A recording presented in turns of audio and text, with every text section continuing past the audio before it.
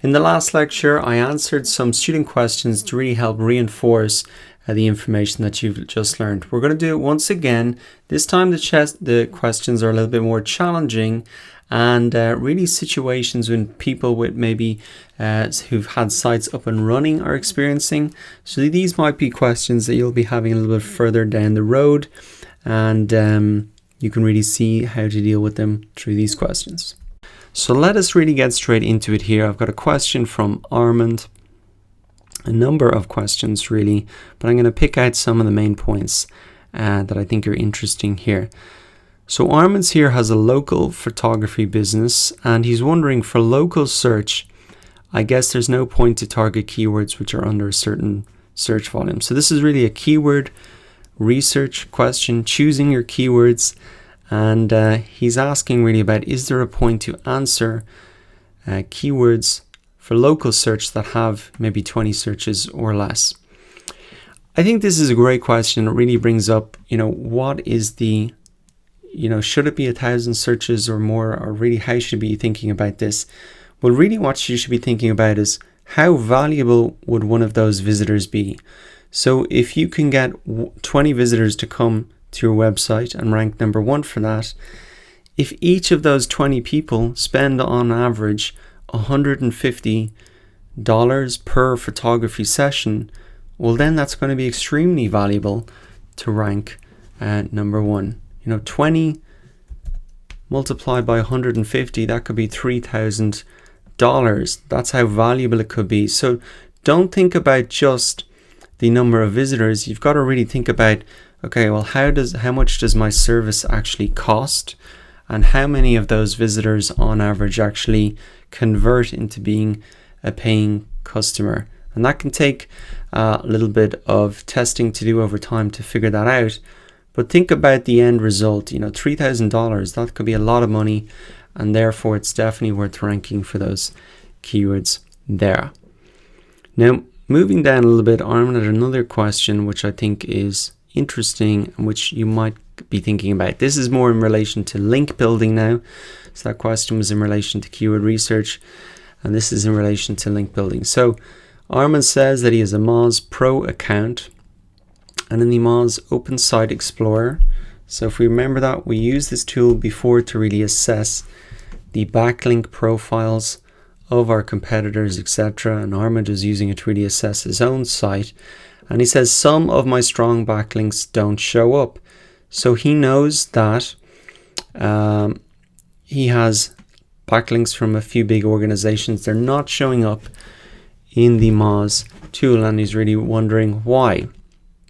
And what I said is, you got to keep in mind that Moz is a third-party tool, and they may not pick up all of your links. So these guys are not connected to your website. They maybe don't have as sophisticated a system as Google for finding links on all of the websites around the world.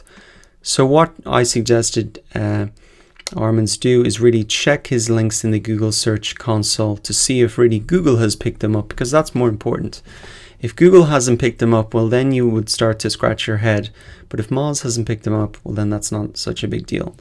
So to find out in the Google Search Console where you would actually see if Google has picked up your links is really in here.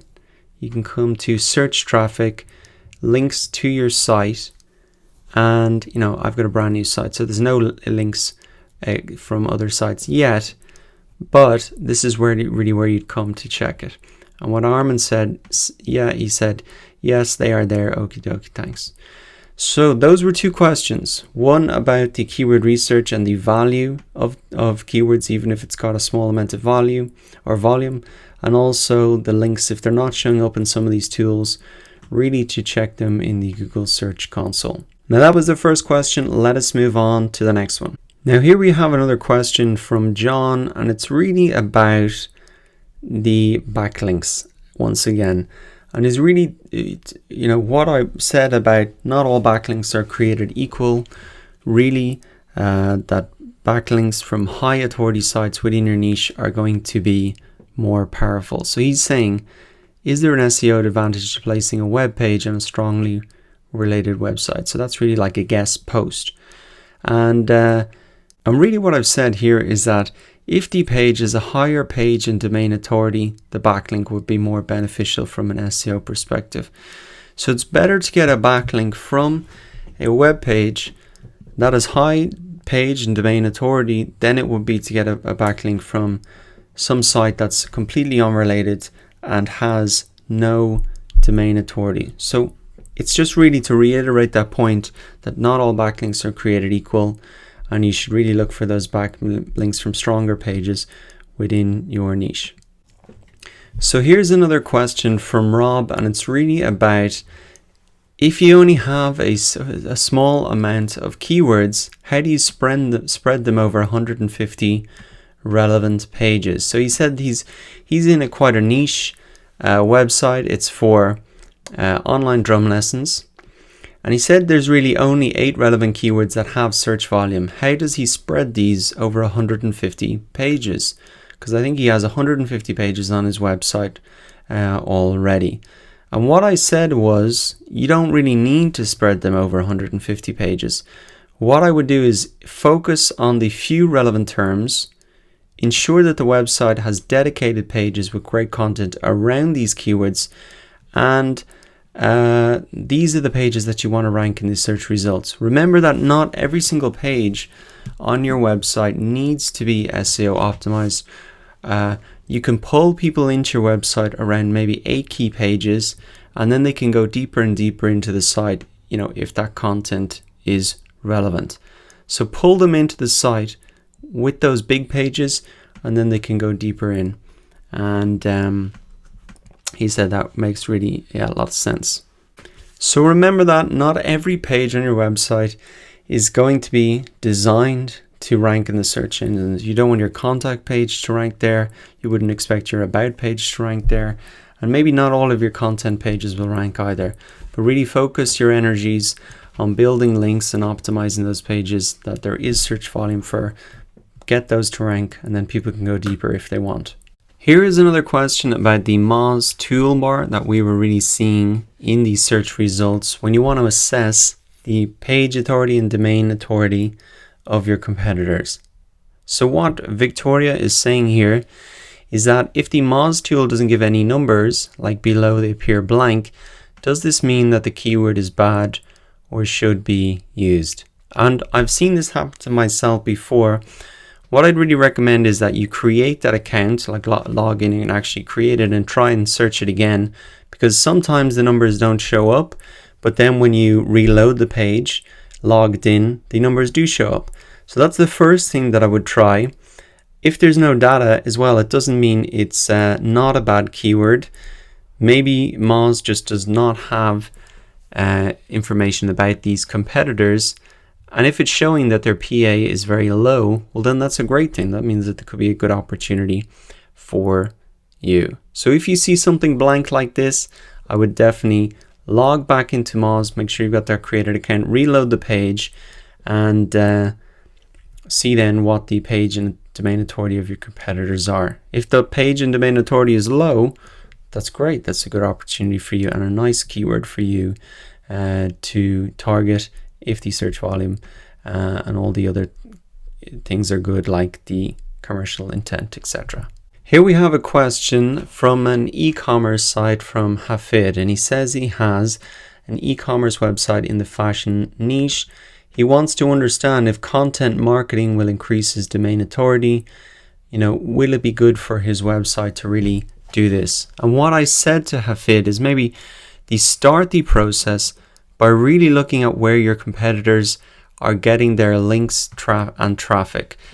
So go back and really, if you're in a situation like this and you're not sure whether it'll be successful for you, I think the first place to really start off is to have a look at your competitors. Use that Open Site Explorer tool, use Majestic SEO and all of the other ones that I've linked down here to really assess your competitors. And that's a great starting point. You can use the 3 tools here. You can also use SimilarWeb to uncover your competitors' marketing strategies so you can replicate them. So for any type of niche that you're in, it doesn't really matter. you should really start off by looking at your competitors to see what's working for them, and then you can be confident, well, if it's working for them, well, then it should very much work for me as well. So here we have another question about on-page optimization, and the question from Ali really is, are these tips only relevant for WordPress sites?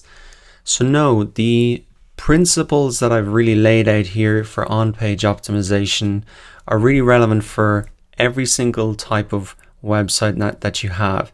Now, the Yoast SEO plugin that I mentioned there is only for WordPress sites. That'll help remind you about all of these different points, but all of the points are listed here, and if you don't have a WordPress site, you can double check it using this tool as well. So on-page optimization is definitely not something just for WordPress. You want to do it for every single site. The next question we have here is from Agnieszka.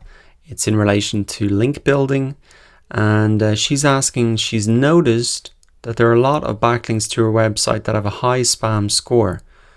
If you remember, what we said is you want to get backlinks to your site that are from high authority websites within your niche. And what Agnieszka has noticed is that she's got a lot of links from spammy websites. Now, I'm not sure how she got these, but in a lot of cases, website owners think that they can get links easily if they just buy them for $5 or $10. The problem a lot of the time with that can be is that these links come from very spammy sites. So she's worried now she might be getting a penalty from Google because she's got a lot of these spammy sites that make her website look spammy. What you should do if you want to see if you've got a penalty is come into your Google Search Console. You'll get a notification here under security issues if there is anything. So that's what I advised her to do. The next thing that you can do is you can actually remove these bad links using the Google Disavow tool. Well, you don't actually remove them because they're on the other websites, but you can essentially ask Google to ignore those links using this tool. And you can just type this into Google Disavow. You can come here to, it's inside the Google Search Console once again, Disavow Tools. You can come into Disavow Links. Now, I don't have any links on this site right now, but you'd really come in here to disavow them here, and you're essentially telling Google to ignore them. To recap then, you really want those high quality backlinks coming to your site.